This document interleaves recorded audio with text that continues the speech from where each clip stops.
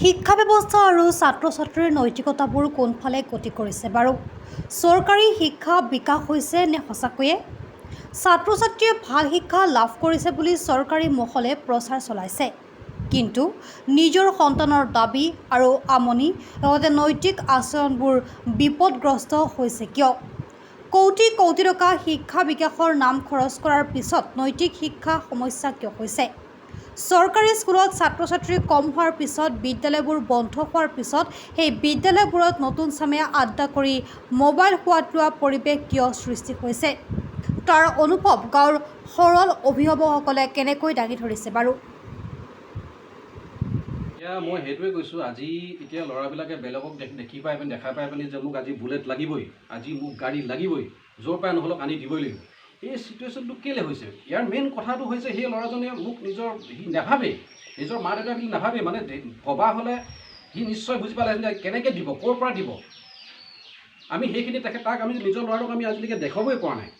আমাৰ যিবিলাক পুৰণা নীতি নিবাস ধুনীয়াকৈ আমাৰ আগতে, আজিকালি বেলেগৰ কথা নকওঁ, নিজৰ ঘৰখনতে নিজৰ ককাই ভাই ইটো সেইটো দেখিব নোৱাৰে, ইটো সেইটো দেখিব নোৱাৰে, ক'ৰ পৰা মিলি যায় সেইবিলাক। গতিকে ধুনীয়াকৈ আমাৰ পৰম্পৰাভাৱে যিবিলাক নীতি নিবাস যদি আমি বচাই ৰাখোঁ, সেই বচাই ৰখাৰ পিছত আমাৰ কেনেকৈ বচাব আপুনি? নীতি নিবাস সেইটো আমি গঢ়ি তুলিব লাগিব। আমাৰ নিজৰ ককাই ভাই মাজত আপুনি কেনেকৈ গঢ়ি তুলিব? আপুনি শিক্ষা ব্যৱস্থা তাতে নহয় তেতিয়া। আজি মই যদি মোৰ ভাইটো যদি মই দেখিব নোৱাৰোঁ, মোৰ ল'ৰাটো দেখি আছে নাই, আমাৰ পাপাইহঁতচোন নিজৰ পৰিয়ালৰ মাজতে হেৰি নাই, মৰম চেনেহ নাই।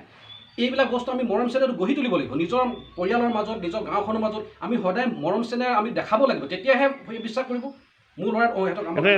মই কথা এটা কৈছোঁ, আপোনাৰ ধৰি লওক আপোনাৰ ওচৰত এখন বিদ্যালয় আছে, তাত দেখিছোঁ ছাগলী গঁৰাল হৈ গ'ল। এখন স্কুল আছিলে, ধুনীয়া পৰিৱেশ, ইয়াত ল'ৰা কম কাৰণে লৈ গ'ল। এতিয়া তাত কি হৈছে, ভগা বেঞ্চত কোনোবা ল'ৰাই মানে মোবাইল চাই, চিখৰ খায়, কিবা খায়। এই পৰিৱেশত আপোনালোকে গাঁৱৰ সচেতন মানুহ হিচাপে আপোনালোকে সেইখিনি বাৰণ কৰিবলৈ কি চেষ্টা নকৰে নেকি? গাঁৱৰ সচেতন হিচাপে এতিয়া মই অকলশৰে গৈ যদি তাত কিবা এটা কৰোঁগৈ, এখন মোৰ ওপৰত একশ্যনেই ল'ব। গতিকে গাঁৱৰ ৰাইজৰ মানুহে নিজেই দেখিছে, মাক বাপেক খাব মানে যিহেতু সচেতন ল'ৰাবিলাকে তাত একেৰাহে বহি থকা, কিবা কৰি থকা চবেই দেখিছে, কোনো মাত নামাতে। কিন্তু সঁচাকৈ কোনফালে গতি কৰি আছে কথা সেইটোহে। গাঁৱৰ ৰাইজে যদি সজাগ নহয় আৰু বেয়া দিশলৈ গৈ থাকিব, মোৰ কথা সেইটো। গতিকে গাঁৱৰ ৰাইজে সজাগ হ'ব লাগিব। আজি আপুনি ক'ব বিচাৰেনে শিক্ষা ব্যৱস্থাটোত অভিভাৱক তথা ৰাইজ, তাৰপিছত আমাৰ শিক্ষক, কৰ্তৃপক্ষ, চৰকাৰ এক হ'ব লাগে সংগঠন, তেতিয়া কিন্তু আপোনাক এটা কথা, এনেকুৱাবোৰ হৈছে হোৱাৰ পাছত অসমৰ জাতীয় সংগঠন, সদৌ অসম ছাত্ৰ নেতা, বিশেষকৈ এইবিলাক বিষয়ত কেতিয়াবা আলোচনা কৰা আপুনি শুনিছে, দেখিছেনে? নাই, সেইবিলাক বিষয়ে আজিলৈকে কোনো উঠি অহা প্ৰজন্মক কেনেকৈ ধুনীয়াকৈ নিব পাৰি, কেনেকৈ ঠিক কৰিব পাৰি, তাৰ বিষয়টো আজিলৈকে কোনো মই দেখাই নাই। জনমতটো কথা কৈছোঁ, জনমতটো এই বিষয়বিলাক কেতিয়াবা টিভি দূৰদৰ্শনত আপুনি বা বাতৰিত দেখিছেনে? নাই দেখা। উঠি অহা নৱপ্ৰজন্মক আজি যিটো দিশত গৈ আছে, তাৰ সমস্যা সমাধানৰ ক্ষেত্ৰত কোনো মই কাকো মাত মতা দেখা নাই। কি কৰিলে ভাল হ'ব কাকো দেখা নাই। গতিকে মোৰ যিটো চিন্তাধাৰাই মই আজি ৰাইজৰ আগত কৈছোঁ। ইয়াৰ মেইন গুৰিটো ক'ত, কি কাৰণে আজি এই ল'ৰাবিলাক এনেকুৱা হৈ আছে, হৈ গৈ আছে। আজি চাওক, এই অলপ দিনৰ আগত যেতিয়া যোৱা বছৰ বিহুত মাছৰ চাৰিআলিত মই গৈছোঁ, 11 বছৰ 12 বছৰ ল'ৰা বিহু কৰিলে, গৃহস্থই সেৱা লৈছে। সেৱা লোৱাৰ পিছত এতিয়া লাষ্টত আশীৰ্বাদ দিব লাগে, নাজানে।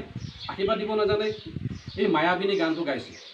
সেইটো কোনো মায়াবিনী যিটো গান, জুবিনদাৰ মায়াবিনী গানটো গাইছে, আশীৰ্বাদ। সেইটো আশীৰ্বাদ হ'ব পাৰি, প্ৰাৰ্থনা হ'ব পাৰি। সেইটো স্কুলত পঢ়া শুনা ল'ৰা ছোৱালী 11 বছৰ হ'লেও 10 বছৰীয়া হ'লেও স্কুলত প্ৰাৰ্থনাটো জানে, প্ৰাৰ্থনাটো গাব লাগে। বিহু জানে, আশীৰ্বাদ নাজানে।